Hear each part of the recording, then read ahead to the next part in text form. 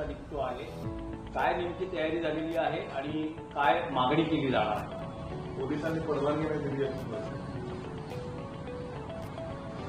आज म्हणजे महाराष्ट्राचा म्हणून मी इतकंच सांगेन की आज दोन महत्वाचे आंदोलन आहेत.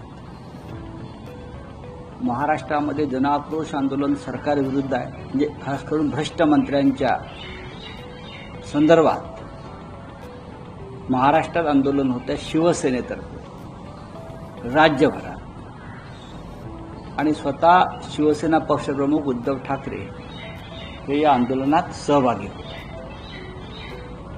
ते आंदोलन अत्यंत महत्वाचं. त्याच वेळेला दिल्लीत राहुल गांधी यांच्या नेतृत्वाखाली इंडिया आघाडीचे सर्व खासदार, लोकसभा, राज्यसभा, इतर प्रमुख लोक आम्ही संसद भवनापासून निवडणूक आयोगाच्या मुख्यालयापर्यंत, निर्वाचन सदनपर्यंत मार्च काढणार आहोत, मोर्चा काढणार आहोत. ज्या पद्धतीचं निवडणूक आयोग विरोधकांचा आवाज दाबण्याचा प्रयत्न करत आहे, लोकशाहीचे संकेत पायदळी तुडवत आहे, सरकारच्या दबावाखाली काम करत आहे, महाराष्ट्रापासून बिहारपर्यंत मतदार याद्यामधले घोटाळे समोर येत आहेत, ईव्हीएम संदर्भातले प्रश्न निर्माण होत आहेत, त्याच्यावर निवडणूक आयोग हे पूर्णपणे सरकारचं हस्तक पडून काम करते. आम्हाला निवडणूक आयोगाला प्रत्यक्ष जाऊन विचारावा लागेल. राहुल गांधी तर रोज निवडणूक आयोगाची प्रकरणं बाहेर काढतात, आणि हे आंदोलन हे जनजागृतीचं आंदोलन आहे. लोकांमध्ये जागृती व्हायला पाहिजे आपल्या मताविषयी, आणि हा मोर्चा त्यासाठीच आहे दिल्लीतला. नाही, पण राऊत बाराच लोकांना 30 लोकांना परमिशन दिली आहे भेटण्यासाठी दुपारी 12 वाजता. बघा, प्रश्न भेटण्याचं नाहीये, प्रश्न आम्ही सर्व खासदारांनी एकत्र येऊन देशाचं लक्ष वेधून घेण्याचा आहे, आणि लोकशाहीनं आम्हाला हा अधिकार दिलेला आहे. निवडणूक आयोग सांगू शकत नाही किंवा पोलीस आम्हाला अडवू शकत नाही. बाकी देशभरात जिथे काँग्रेसची सरकार आहे तिथे बीजेपीचे लोक आंदोलन करत आहेत. या दिल्लीमध्ये भाजपतर्फे मोठमोठी संमेलनं, सभा आणि गोंधळाची कामं होत आहेत. मग आम्ही जर आमच्या लोकशाहीच्या रक्षणासाठी एखादं आंदोलन करत असू तर त्याला रोखण्याचं कारण काय? ही काय इमर्जन्सी किंवा सेन्सॉरशिप काय लावलं पाहावं लागेल ना आम्हाला. आम्ही जाऊ ना, रस्त्यावर उतरू ना, आम्ही काय करतील, आम्हाला अटक करून तुरुंगात टाकतील, आमची तयारी. नाही, पण राऊतसाहेब, निवडणूक आयोग असं म्हणतोय की राहुल गांधी हे फक्त आरोप करतात. त्यांना आम्ही जेव्हा सांगतो आहोत की तुम्ही पुरावे आम्हाला सादर करा, ते आम्हाला सादर करत नाहीत. यामुळे राहुल गांधींच्या विरोधात कर्नाटक, महाराष्ट्र आणि आणखी एका राज्यानं निवडणूक आयोगानं नोटीसही इश्यू केली. बघा, असं आहे की राहुल गांधींनी पुरावे द्यावे म्हणजे काय करावं? राहुल गांधी हे देशाचे लोकसभेचे विरोधी पक्षनेते आहेत. त्यांनी संविधानाची शपथ घेतली आहे, ते सत्य बोलत आहेत, त्यांनी पुरावे समोर आणलेले आहेत. प्रत्येक वेळेला तुम्हाला पुरावे द्यायची गरज काय? महाराष्ट्रामध्ये आम्ही पुरावे दिले ना. काय केलं निवडणूक आयोगाने? महाराष्ट्रामध्ये आम्ही पुरावे दिले निवडणूक आयोगाला. हा निवडणूक आयोग म्हणजे दुतोंडे गांडूळ आहे. निवडणूक आयोगावरती आमचा स्वतःचा विश्वास नाहीये. अमोल कीर्तीकरांची लोकसभेची जागा या लोकांनी कशी चोरली हे आमच्या समोर आहे. शिवसेना हे नाव आणि चिन्ह याच निवडणूक आयोगानं चोरून कसं दुसऱ्या चोरांच्या हातात दिलं हे आम्ही पाहिलंय. तर निवडणूक आयोगानं आम्हाला ह्या गोष्टी सांगू नयेत. राहुल गांधींनी संपूर्ण पुरावे दिलेले आहेत, आणि हे पुरावे त्यांच्या वेबसाईटवरच आहेत, आणि त्या आधारेच राहुल गांधींनी एक प्रेझेंटेशन दिले.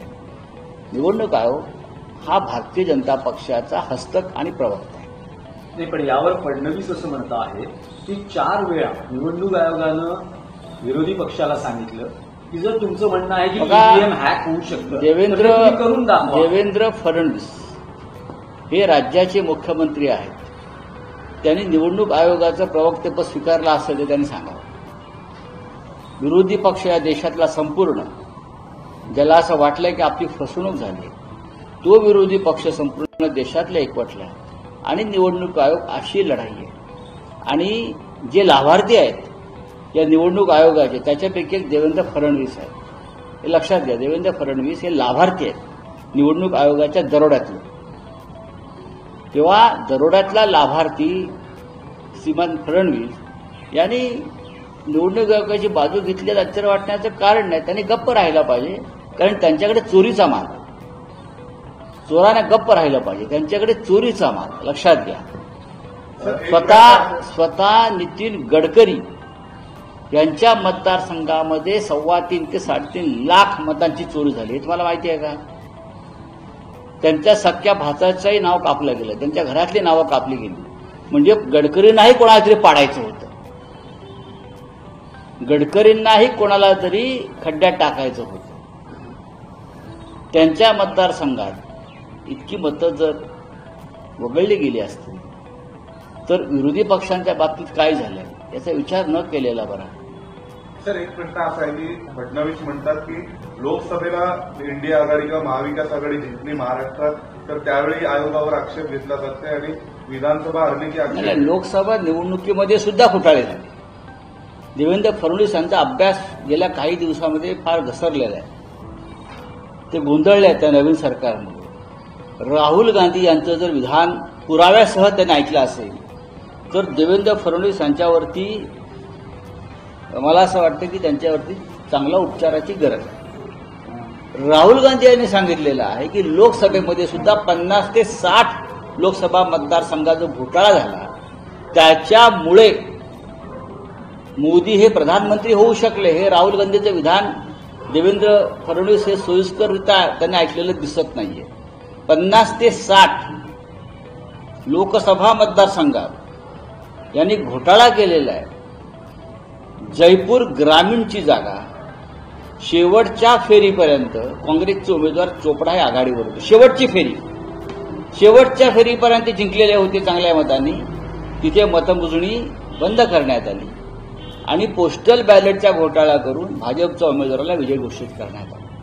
अमोल कीर्तीकरांचंही तेच झालं. अशा 50 जागा शेवटच्या तासाभरामध्ये निवडणूक आयोगाच्या मदतीनं चोरल्यामुळे देवेंद्र फडणवीस हे देशाचे प्रधानमंत्री झाले. हे फडणवीस यांना पक्क माहिती आहे, पक्क. त्याच्यामुळे ते चोरांची बाजू चोर. नवीन घडामोडी पाहण्यासाठी आजच आम्ही मुंबईकर 24 तासला लाईक करा, सबस्क्राईब करा आणि अपडेट रहा.